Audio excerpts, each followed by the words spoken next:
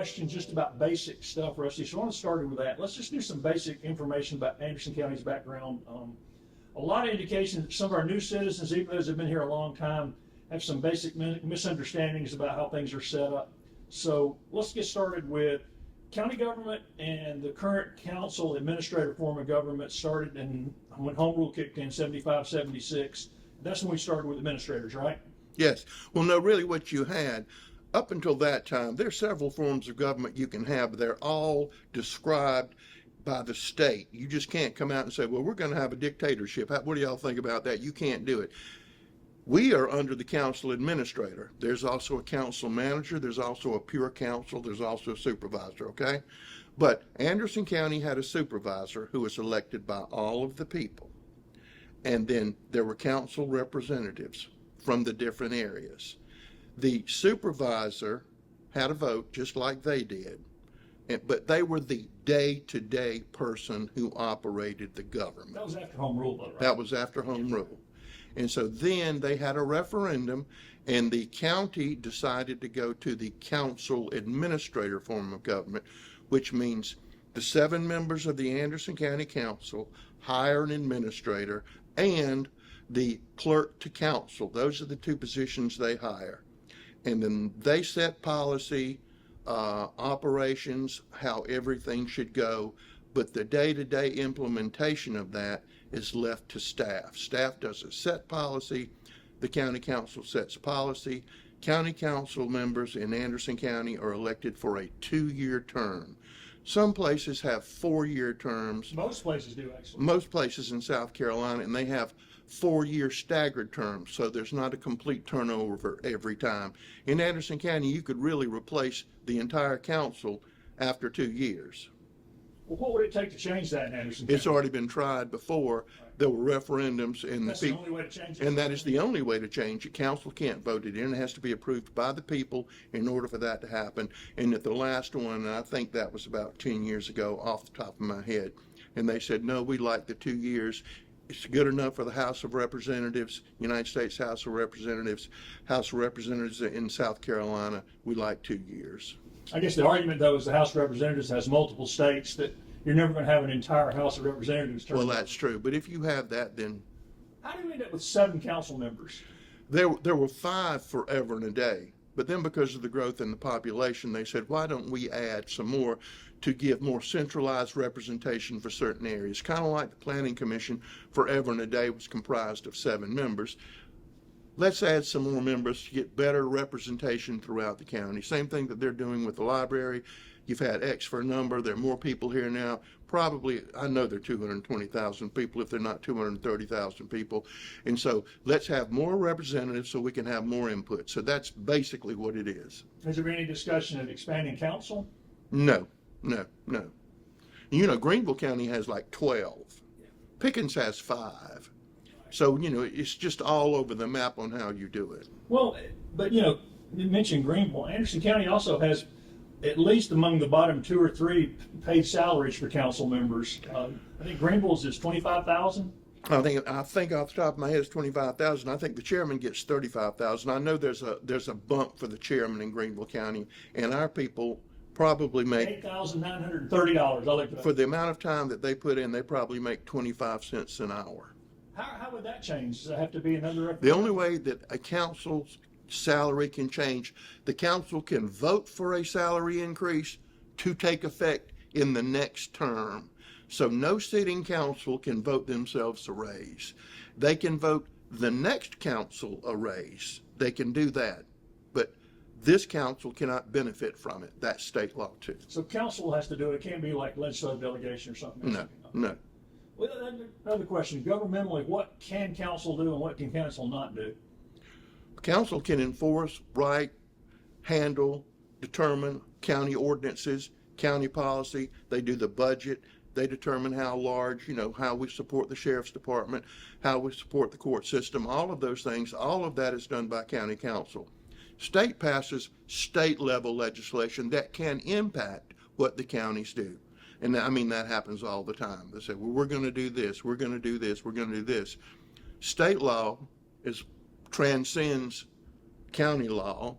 State law is subservient to federal law. So that's just the way that works. So what are the responsibilities of the legislative delegation for helping Anderson County?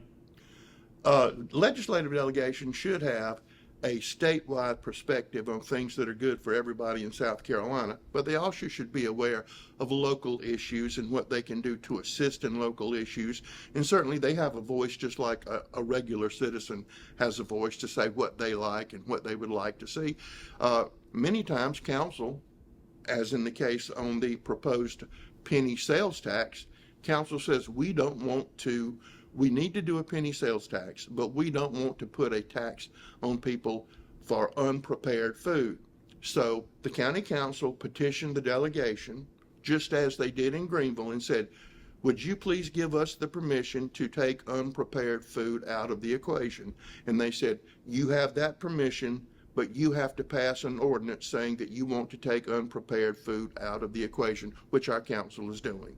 So that's kind of just one example of how that works. Well, in that example, council just passed that on third reading. Speaking of the referendum, a study was done of all the roads and bridges in Anderson County. More than a third of the roads are failing or have failed already, meaning they're unsafe. And as we sit right here, 1/3 of the bridges can't be crossed by a fire truck or a school bus. Is that right? That's exactly right. So if approved, how much would it generate, this penny generate, and how quickly can Anderson County get these roads up to an acceptable? I think right now it would generate $35 million a year, and we could begin almost immediately, because that money would be coming in, and we could get a lot of things done. Look, some of these projects, we already know what to do with them. We just don't have the money to do them. But if we had that money, we could make sure that our roads were as good as anybody's in the country. And there's over 1,500 miles of those. 1,550 miles of county road, 1,250 miles of state roads, and the roads in the cities. And what we're doing with the cities is we are asking the mayor and council of each city to tell us what they want. What roads do you think? Because always the government closest to the people governs best. So they know better than the county on what needs to be done in each individual town. And as you know, Anderson County has 9 towns. And so the municipalities will help prioritize road needs, and they will receive the penny sales tax money as well. Just because you live in a town doesn't mean you're not a county resident. And speaking of the state roads, the SCDOT just added some Anderson sites to their bridge list. Is that right? That's correct, and they need to add some more. And we're getting a lot of paving done from the state off of that penny sales tax, and we expect that to increase. And it's already making a difference, but we still have a long ways to go. I've said this before, you can ride across the road into Georgia, their roads are better. You can ride into North Carolina. It's going to take the county level and the state level to get these roads perfect. And when you hit a pothole, that's not good for your car, okay? Bad roads cause accidents. Bridges that you can't use, that's a problem. There are ways to fix it. The council, and I've said this and people are tired of me saying it, they could have raised millage, $1 million a mil, that's $10 million, you're not touching it. You could add a vehicle fee to your car, $25, $30, that's not touching it. Things with both of those is only the people in Anderson County pay those. Penny sales tax, would 100% of the people in Anderson County pay that? True. But there would be an additional 30% money coming from people who don't live here because of I-85, Lake Harwell, Clemson University, soon to be Anderson University football, all of these things. People come here from all over. I've said it, this has become a destination for people for fishing. It is becoming a destination for people for recreation and concerts. You add to that the growth in population like you were talking about, and you've got a real soupy, messy situation for roads. One study, and again, this study is almost 5 years old now, it was done late 2019, 2020, said that a place with poor roads, the average cost to maintain tires and alignment and everything was somewhere around $480 a year. I've seen that number. That may be true, and I wouldn't dispute it, but I know it has an effect on your tires. I know if you have to get an alignment, how much that costs. And they're big on safety always. Well, Michelin, the 4 Michelin plants here, they kind of know about our roads. Right. But yes, it has an effect on that, and probably what you're paying on that penny is going to make your car, or at least your tires, last a little bit longer, your suspension, all of that stuff. Well, speaking of roads, Anderson County has a new director for roads and bridges, Jonathan Fox. His experience in the private sector and working for Anderson County seems like a pretty good fit. Jonathan has been being groomed, trained, and he is ready for that job, and he's already doing a remarkable job, and he will continue to do a remarkable job. He's a smart young man, one of the smart men and women that are coming along in Anderson County, taking their place. And that's been a goal of trying to keep people moving. And Jonathan was telling me that his parents were public servants, so he's looking. He was raised, and that's what he wants to do, and he's doing, he's following in their footsteps, and he's doing a wonderful job. And speaking of that, former Roads and Bridges Director Matt Hogan is promoted to Deputy Administrator, so y'all preparing him for future things. Yes. What are his responsibilities? His responsibilities are handling just everything in the county that needs to be doing. He is learning every facet of the county. He was already best roads and bridges person you could have, but even while he was doing that, he was being exposed to other things. Case in point, he's been spending time at PAWS at the Anderson County Animal Shelter. He's spending time in these areas just to broaden what he can do, but he's already has line authority to make decisions because he knows what to do. He knows how we do things, how we operate. And he also understands the number one golden rule in Anderson County government is that everybody who pays taxes, they are our boss. And we have to treat them with respect and do the best job we can. Because everybody that you see wandering around, they pay our salary. So let's treat them like they're our boss, treat them with dignity, respect, and try to make their lives easier. Well, speaking of Paul's, they're still crowded out there, right? They're crowded. Our local Humane Society, this is cat season. Cat season is always not good for shelters because there's so many cats. Again, there are numerous opportunities in Anderson County for spay and neuter, free spay and neuter, reduced cost spay and neuter, and we encourage people to do that because, PAWS, Anderson Humane Society, both right now can take all the cat food that you have that you want to donate, all of these things. You can go on the Humane Society's website and see what they need. They have a desperate need. Most everybody is filled, and it's really just starting. So, is the feral cat program still in place? Yes. So that's helping some. That helps some. Council also recently approved $83 million for the new Anderson County Detention Center. And I know we've talked about this a little bit before, but give me the quick pitch on why this is so urgent and what it'll look like when it'll open. Groundbreaking on the new detention center will take place this Friday at 11 o'clock on the exact site where the detention center will be. This Friday at 11 o'clock, you will probably see behind the podium equipment because they will start the next Monday working on that. Why? Our jail is built to hold 250 people. We've had over 450 for a long time. Those are inhumane conditions. If we don't do something, the state's going to shut it down, the federal government's going to shut it down. It's going to be a detention center, but it's also going to be a place where you can begin your rehabilitation process, where you can receive psychological counseling. We've established scholarships if you finally reach the end of your addiction journey that you want help. If you're a man or a woman, we have scholarships in place for you to get that treatment. Just a whole different way of looking at detention. You don't need those people recirculating. You need to at least do what you can. If you could get, of the repeat offenders, if you could reduce that by 10%, you've done a good day's work. So it's a whole nother program. The criminal justice group that's been working here in Anderson, which will be meeting today at 4 o'clock, talking about ways to do things. I think they're going to have a speaker today from Aiken County on what they're doing on mental health, because we're always trying to reach out, always trying to learn, find best practices. So it's going to be a different way. The mental health court's up and running right now. That's going to take and help people who have mental health issues not have to go to jail. Jail doesn't do them a bit of good. And we're going to expand that to the Veterans Court to do the same thing. It's already a drug court. Yep, so you've already got a drug court. But all of those things trying to keep people out of jail, but also under strict supervision. Just because you went to a drug court, you still have to report on a very regular basis, and you have to hit all your marks or everything goes away. Mental health, of course, instead of putting you in jail, help you find treatment. It's just a different way of looking at things. You've also said this new detention center will not put future councils and county leaders in the same position you're in here now. It'll be built for expansion. It will be built for expansion. If you take in the clinic and everything else that will be out there, it'll probably be around 650 beds. But the infrastructure is going to be put in if you have to add on to it in future years. So that is looking ahead. Does it cost a little bit more money, but it's easier to do it now than wait some other time. Well, just across the road from that, since last time we met, Anderson County hosted its largest music festival ever. And personalities and politics aside, why was this event such a milestone for the county? There's been a huge cry for concerts, recreation in Anderson County for some time. We built the new stage at the amphitheater, which we're going to have a concert coming up there for Celebrate Anderson, which is going to be Saturday entertainment and Sunday entertainment. The cancer associations are going to set up in the balloon launch field, so we're going to have that.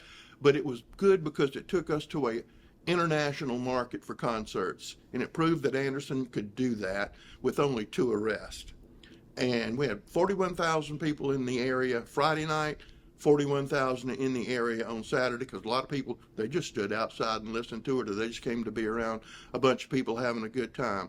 So we're in a different level now than we were in attracting entertainment. And that's what you have to do. You have to prove yourself, and we did. And these people will be back next year, but they're also looking at bringing in other things, and some other large concert people are looking at us now because of that. So promoters, now we're now on the map for promoters as a legitimate place. Yeah, because, hey, we can bring, the people will come here. We've always tried to stress to people that Abbeville, all of the counties across the river in Georgia, Oconee, Pickens, all of these areas, people from Greenville, this is an easier place for them to come than some of the other locations. And it's easy to get here, and we have hotels and accommodations for you to stay.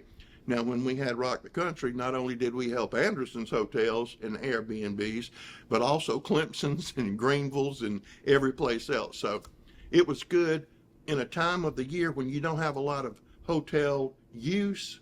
It was really a shot in the arm for our people here.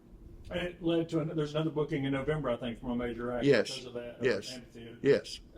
Any chance some of these future things might be something for non-country music fans? Yes. We're looking at several things that are not country music, and we're hoping that they come together here pretty quick, because we want to expand it for everybody to have a good time and to see these things.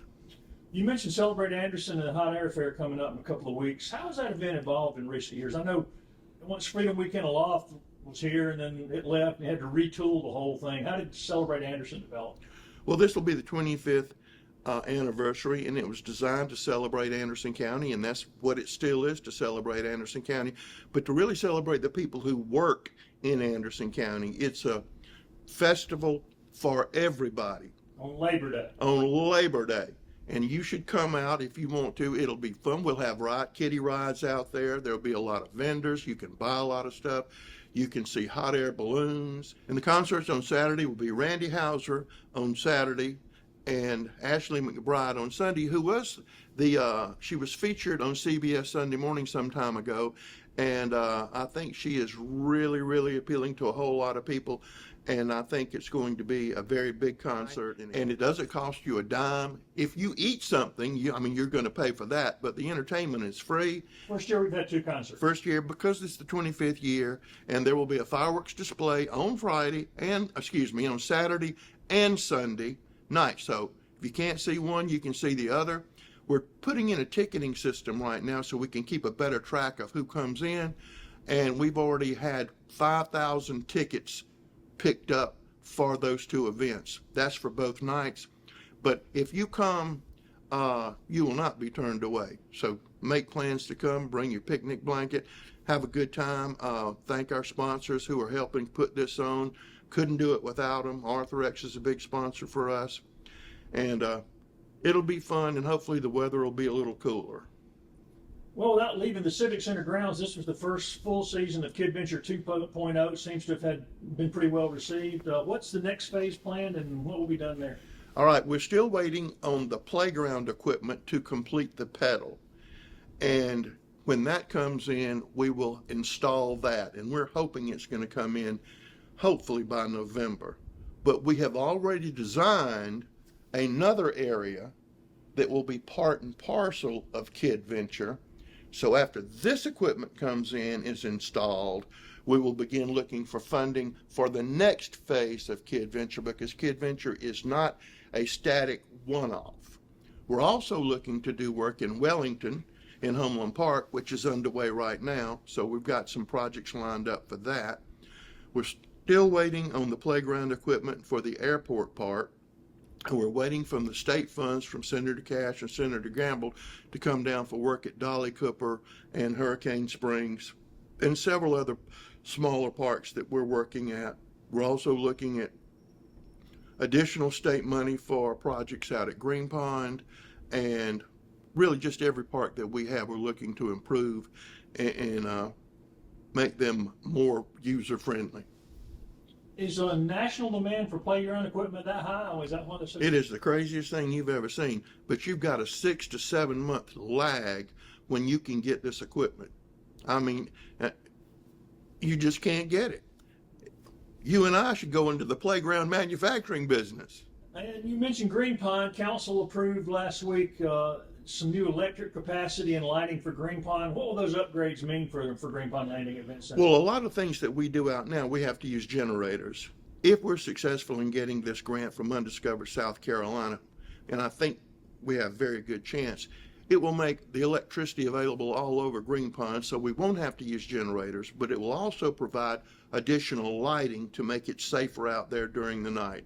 So we're really excited about that. I think there's an excellent chance that we're going to get funding for that. So that's what that will do for that. But people always need to remember, it's Green Pond Landing and Event Center. You don't have to fish to go out there. You can just go out there and wander around, walk up around, have a picnic out there, do whatever you want to. It's for everybody. Is there a strategic plan for entertainment and amphitheater, though? I mean, music, concerts, plays? We have several people who are going to be renting the amphitheater next year for entertainment that they want to put on. And we'll be able to flesh that out more as we go along. Well, speaking of the lake, we haven't done an update. This summer, heading into its final weeks, was the first full year of the new rescue fireboat. How's that worked out? Worked out very well, but we're also very excited. Better than we could have even imagined. It's been wonderful, and it's been a blessing, and it has actually proven beneficial. But we're also looking, we're not, but Lake Harwell Association, a group, is looking to have a boat that will allow them to pick up trash on the lake more efficiently. So we're excited about that. Council supported that and gave some funding towards that. So we're excited about that too, to help Lake Harwell stay clean and beautiful. Does the rescue boat have a name yet? If it does, I don't know it. So, There's been several names given, but we'll just leave it at that. Council also approved what seemed to me to be fairly minor changes to EMS response times for non-emergency calls. It seemed pretty clear, but it seemed to be a lot of controversy over it. Give me a quick summary on why that move was made. After examining, studying, looking at everything, there are two types of calls. There are emergency paramedic calls, that's where you go. The other ones could be anything from helping somebody get back in the bed, which you almost really could have an ambulance in Anderson County devoted to helping people who've fallen. I'm just telling you the truth. But the other ones are second tier calls that aren't life-threatening emergencies, but we still have a time that you need to be there by that time. A lot of places have done away with that. We still have that. And I think it's still good that we do have that. But it's based on reality. And those are calls that don't use lights or sirens or anything. That No. slows them down in their response. That's time. exactly right. Well, the November elections are not too far away, and Anderson County's Board of Registration and Elections are seeking poll workers, and a lot of older workers are aging out of positions. Some counties are supplementing the pay for training. Is Anderson County ever considered supplementing pay for those workers? We haven't been approached with that at this point in time, but I'm sure council would do anything they could to make sure that we had fair, clean elections that were properly staffed. And it is a problem getting people to work those elections. And like you said, you've had a group dedicated to that who've done it for years and years and years, but a lot of them are aging out. But it's a fun day to spend doing that. It's a full day, but it's a fun day, and you get to see a lot of people, and you get to participate in democracy. It's fun. For $5 an hour, basically. $5 an hour. But usually somebody brings you a donut or something, you know? Before we wrap it up, I think it'd be good to mention we lost a pair of legendary citizens in recent weeks. Dr. Bob Austin and Joe Davenport will be missed, and you can't replace either one of those guys. I know you do them both pretty well. No, you can't replace those guys. They were both unique individuals. I mean, Dr. Bob probably did more free stuff than anybody could ever imagine. Plus, he was very interested in bus shelters, very interested in Kid Venture. If it was good for Anderson, Bob Austin was there, and Joe Davenport, character of the first quality, And connected to Olin Johnson and and K.L. Hannon and knew more about the old history in Anderson than just about anybody, and probably, and a lot of times from a personal level, but he did a lot of good things for Anderson County, and he will be missed also. And we're losing those generations of people. You're losing those generations of people. Well, finally, in 102 days, Anderson County's Christmas tree will have its unofficial lighting before Thanksgiving week. Any other county Christmas events planned or upgrades, or when will Santa go up in your office? Santa always goes up when the Christmas tree goes up, but I can already report successfully that the new growth on the Christmas tree is occurring. So it is growing right now, and no telling how much more it will grow in the next 100 days. But we know it's going to Maybe be, another 4 feet? you know, it just depends on the fertilizer, but we know it's going to be larger than it was last year.